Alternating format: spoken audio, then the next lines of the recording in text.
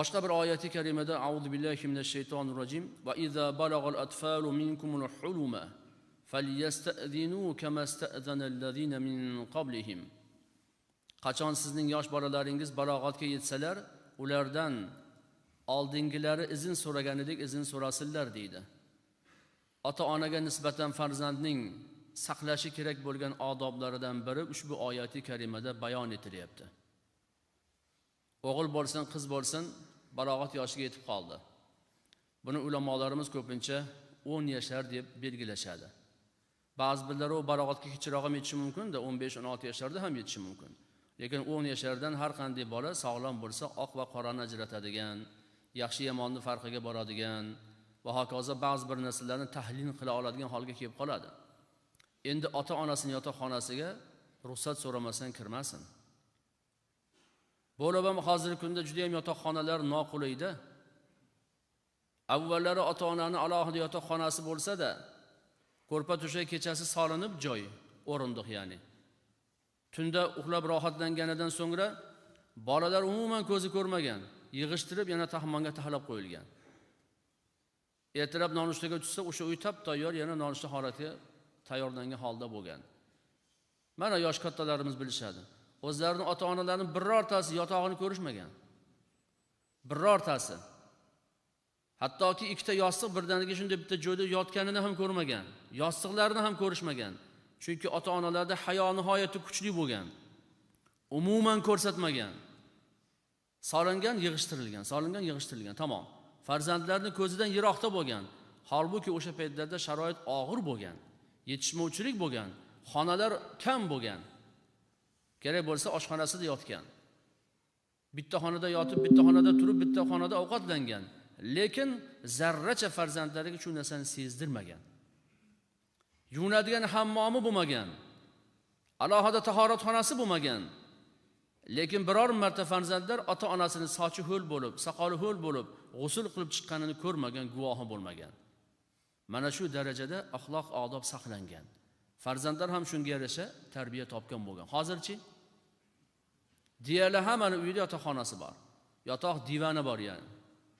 Farzand qachon kirsa, shundoq ko'zi tushadi. Ha, ota-onam shu yerda yotar ekan-da deydi. Yostig'i turibdi, ko'rpa-to'shagi turibdi, atrofida hamma narsasi bor. Bunda eshik olsa hammomi bor. Hamma narsa farzandning ko'z o'ngida. Shuning uchun mana shu oyatga amal qilaroq, biroz oq bilan qorani tanidimi? Farzandlarga hoy, o'g'lim, qizim. Mana uni bilasan, biz yotoqxonamiz. Bu yerga biz bo'lsak ham, bo'lmasak ham izinsiz kirmaysan. Shuni bilib qo'ygin, bolam. Endi katta bo'lib qolding. Mabodo biror narsani olib chiqqin deb aytsam, boshqa yoqqa ko'zing olazarak bo'lmasin. Kirib shu narsani to'g'ri olib chiqib ket, tamom, qarama boshqa yoqqa. Bilib bo'lmaydi-da. Balki farzandingiz ko'rishi mumkin bo'lmagan narsa u yerda yoyilib turgandir, chochilib turgandir, hali yig'ishtirishga ulgurilmagan bo'lishi mumkin-ku. Hattoki ota-ona yozda issiq kunlarida peshindan keyin biroz dam oladi.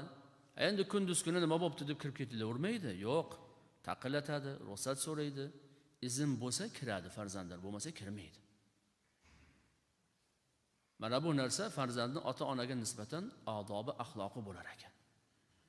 G'arbdan kirib kelib qoldi endi bu narsa doimiy, qachon qarasa joy tayyor. Aslida ulamolarimiz aytar ekanlarki, ko'zini oldida yostiq turmasligi kerak ekan ulamolarni. Nimaga? Yostiq o'ziga chorlar ekan. Uyquga chorlar ekan ya'ni. Shuning uchun o'tgan barcha ulamolarimiz, azizlarimiz, mashoyixlarimiz umuman yostiqni menga ko'rsatmanglar der ekanlar. Yostiq saqlamas ekan hattoki.